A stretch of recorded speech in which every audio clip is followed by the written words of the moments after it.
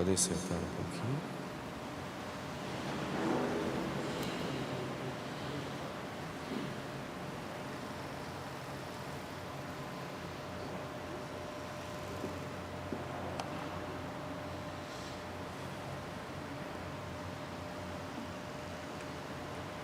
No Antigo Testamento, no tempo do profeta Elias, o povo de Israel estava tomado pelo paganismo, influenciado por um falso deus chamado Baal.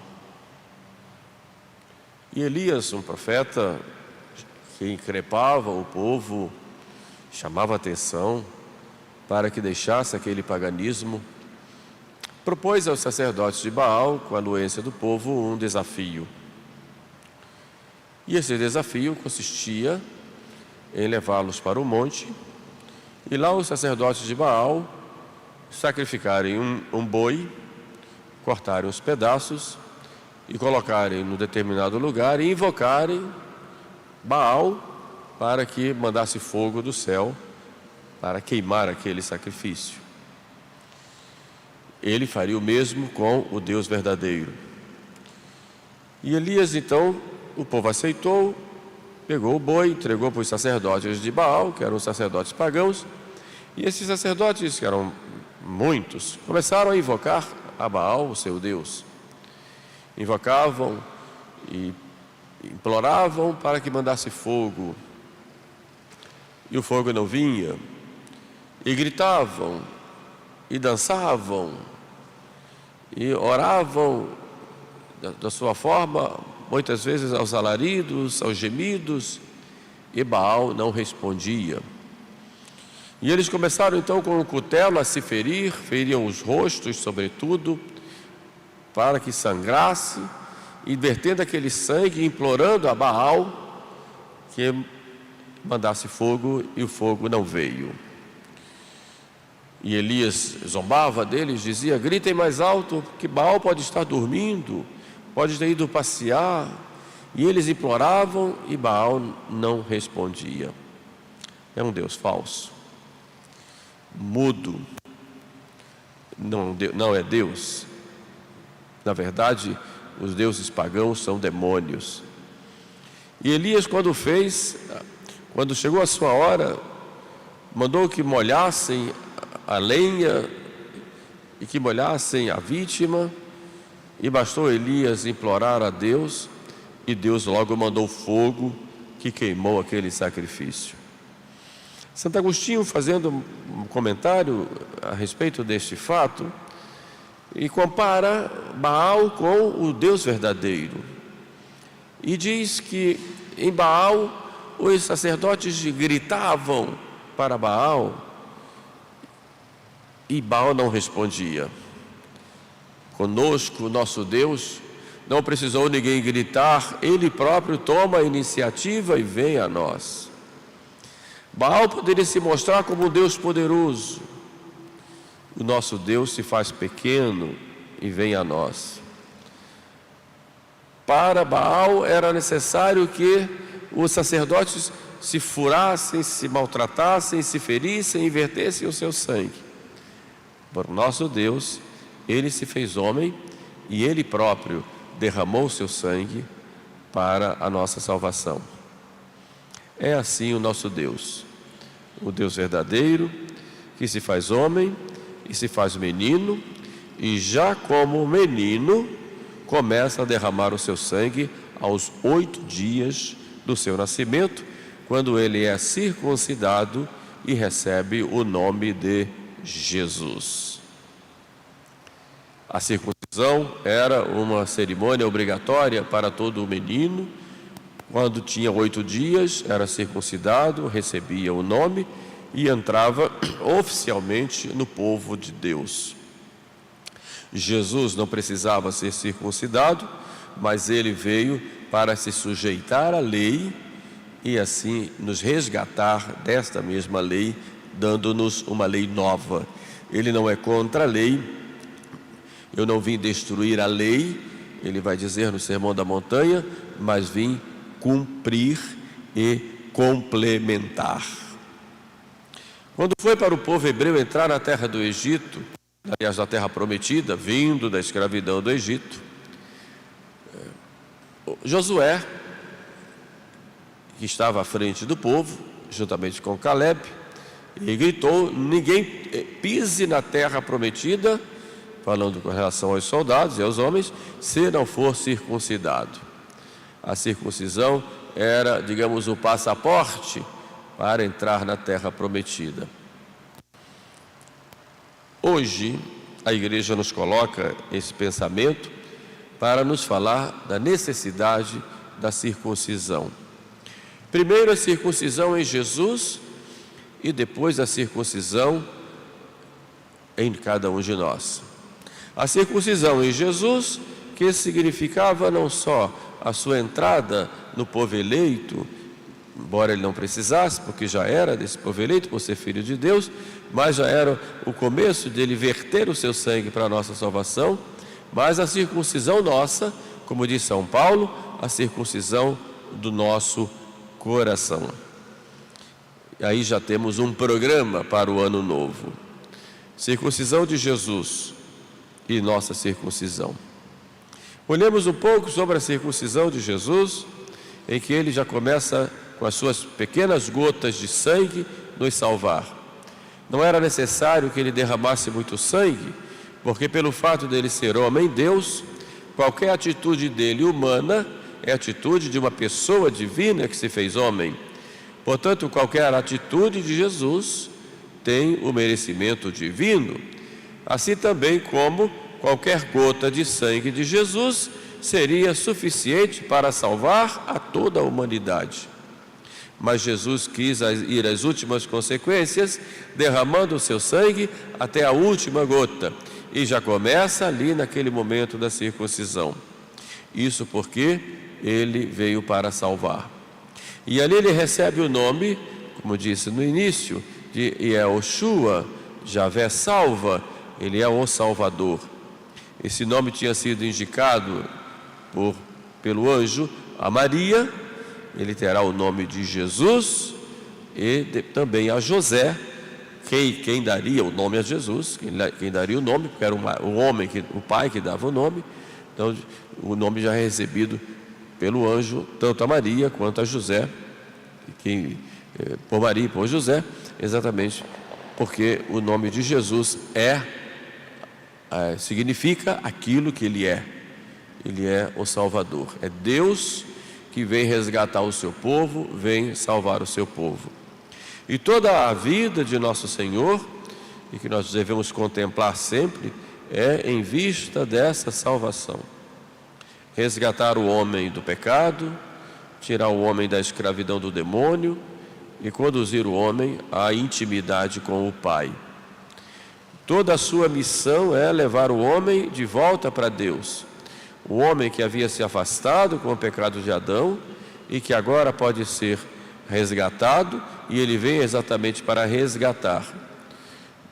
E resgatando, o resgate não é automático, embora ele resgate com todo o seu, mas exige de nós uma atitude, ou muitas atitudes. Por isso ele vai ensinando no Evangelho como é que nós devemos viver para sermos resgatados, e esse resgate vai acontecendo. São Paulo diz: nós somos comprados por um preço muito alto, que é o preço do sangue de Jesus. E se o sangue dos cordeiros e carneiros e novilhas no Antigo Testamento já dava uma purificação legal, muito maior purificação dará o sangue de Jesus, que é o sangue do Filho de Deus feito homem, do Cordeiro de Deus que tira o pecado do mundo. Por isso Cristo diz na última ceia: este é o cálice do meu sangue, da nova e eterna aliança, que será derramado por vós e por muitos para a remissão dos pecados. Aí se caracteriza essa missão de Jesus de ser o Salvador, derramando o seu sangue por nós. E a aplicação desse sangue derramado vai sendo feita pela igreja, através dos tempos, em todos os lugares.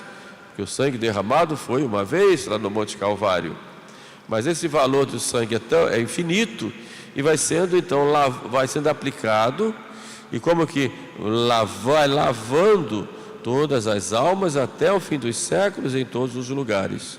Por isso Cristo disse: ide pelo mundo inteiro e fazei de todos os discípulos meus e batizai. É no batismo que acontece esse lavacro, esse banho de regeneração com o sangue de Jesus, que ali está representado pela água que purifica. E Cristo vai nos salvando, primeiro nos ensinando com a sua palavra, através da igreja. Daí a missão da igreja de ensinar, e tem que ensinar, né? A igreja vai santificar através dos sacramentos. Então o sangue de Jesus vai sendo colocado em nós na Eucaristia, quando nós o recebemos, em cada confissão que nós fazemos, nos outros sacramentos, também numa bênção que recebemos em nome da igreja, até que nós possamos um dia entrar no céu. Aí acontece na hora da morte que Jesus vai salvando, nos salva no batismo, nos salva na confissão, nos salva na Eucaristia, nos salva na sua palavra e nos salva na hora da morte. Quando as portas da vida eterna se abrirem para nós, nós o contemplaremos face a face, de braços abertos. Ele vem nos acolher, nos receber, mostrando as suas chagas, que foram chagas para a nossa salvação. Então a circuncisão de Jesus é já o começo dessa salvação, que vai se realizar na vida dele toda. Assim também vai realizando. Nós não temos a circuncisão, temos o batismo, que é o sacramento de regeneração para nós, de salvação, e que vai de nascimento, novo nascimento, que vai nos conduzindo durante toda a nossa vida até chegar a hora da nossa morte. Isto é a circuncisão de Jesus, que se realiza já como sacrifício em toda a nossa vida, que vai acumular na cruz, onde traz a salvação já no ponto máximo para todos nós. Mas é necessária uma circuncisão de nosso coração. São Paulo fala isso, né? Que é para circuncidar o coração. E o que é circuncidar o coração? Com a circuncisão de um menino, corta-se lá o prepúcio e verte-se sangue, quer dizer, tira alguma coisa, né? Corta algo, né? Assim também nós temos que ter o coração circuncidado, e é esse o sentido que São Paulo dá, de cortar alguma coisa em nós. E que é que se cortar exija sacrifícios, exija dor. Quem sabe cortar de nós uma vaidade que tenhamos, ou um apego desordenado a uma pessoa, ou uma situação, ou a um objeto, ou até um próprio pecado, como tem que ser cortado. Cortar em nós, por exemplo, a inveja, a preguiça, o espírito de impureza. Cortar em nós certas situações que nos levam a pecar. E se vocês observarem as confissões que vão fazendo, quantas vezes os pecados se repetem? E se repetem por quê? Porque situações que não foram cortadas, que não foram circuncidadas, e que exigiam um sacrifício de nossa parte, embora Deus dê sempre a graça, Ele nunca nega, mas que exigiam de nós dores, exigiam de nós virar as costas a certas coisas e dizer: não quero, não posso, não devo, então não vou fazer. E que exige de nós determinação, exige de nós coragem, exige de nós tirar aquela moleza, aquele modo preguiçoso do ponto de vista espiritual de agir, e que exige dizer: não, eu não quero. E esse dizer não é muito importante. Mas nós somos educados, e a nossa educação, sobretudo uma educação liberal, mudou totalmente a nossa mentalidade, que era muito mais firme antes, Mas depois que fomos mergulhados no liberalismo, aí do ponto de vista histórico podemos colocar após a Revolução Francesa, as pessoas ficaram moles para tomar decisões. Então toma, não toma, e qualquer coisa fica mole, não sabe dizer não, ou não sabe conservar um sim que é dado. Então é preciso para nós uma verdadeira reeducação. E é uma das características nossas, de católicos ditos tradicionais, não gosto muito desse termo, porque todo católico tem que ser tradicional, mas só para identificar, é uma característica nossa a aprender a se reeducar diante da verdade. Mas existe uma luta, porque nós somos liberais nas veias, porque recebemos isso na nossa família, no nosso modo de ser educado, como nossos pais educaram, porque receberam assim.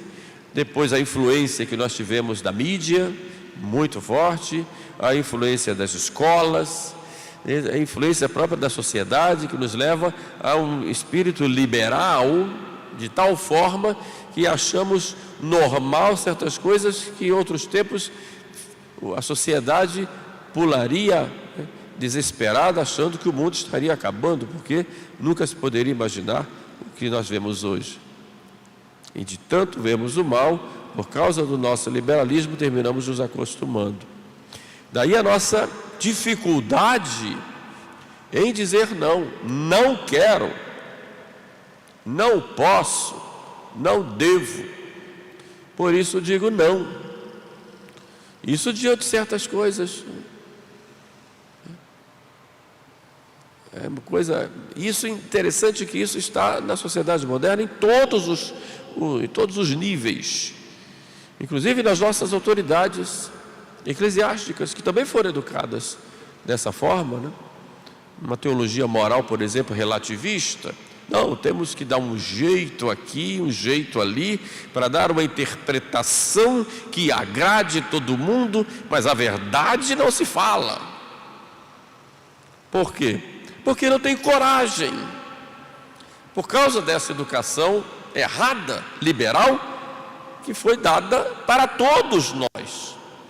Então é preciso uma verdadeira reeducação para circuncidar o coração. Isso não quer dizer que vamos ser arrogantes e duros e malvados e sair brigando com todo mundo e arrogantes, etc. Não. Mas é aquele se ensina ou não que é tão necessário na nossa vida e que nós não aprendemos a dizer. Vamos dar sempre um jeitinho.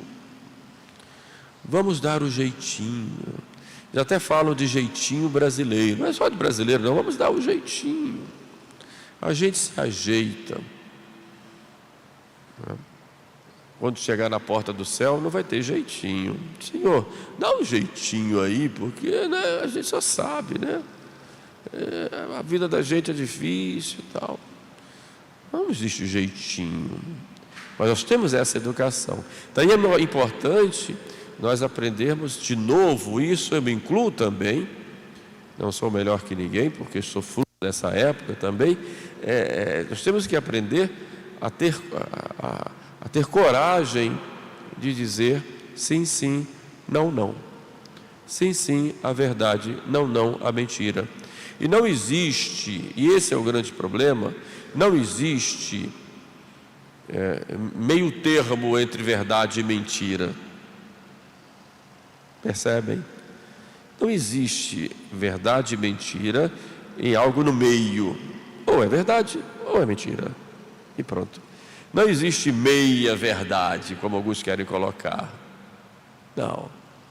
Esse compromisso com a verdade é muito importante para nós. Então nós temos que fazer, como eu disse, e repito muitas vezes, ad nauseam, uma verdadeira reeducação moral, espiritual, afetiva, intelectual, para chegarmos ao ponto do sim, sim, não, não, tão querido por nosso Senhor. E isso vai exigir o quê? O circuncidar o coração, quer dizer, cortar coisas que estão nos atrapalhando, nos impedindo de uma decisão sincera de uma vida honesta com o nosso Senhor. Porque a gente pode ser desonesto com os outros, pode ser falso até com os outros, pode querer dar jeitinho com os outros, pode ter a política da boa vizinhança ou politicamente correto, como dizem, com os outros, mas com Deus não, porque Deus vê como nós somos ali, ó. Então, diante dele, tem que abrir o coração e dizer: Senhor, olha só, olha a miséria, olha aqui. Então, Senhor, me ajuda, porque eu não posso sozinho. Então, este é o pensamento que a igreja nos coloca no dia de hoje, quando nós contemplamos José circuncidando o menino e dando a ele o nome de Jesus. Mas é interessante que tem a companhia de Maria, pois Maria Santíssima, ela vai estar sempre nos fortalecendo, nos ajudando, nos amparando como mãe e nos impulsionando e dizendo: vamos filho, eu sou contigo. Peçamos a ela que nos dê essa graça nesse início de ano, para que ao chegar ao fim, se chegarmos, possamos ter uma vida diferente da que temos hoje. Louvado seja nosso Senhor Jesus Cristo.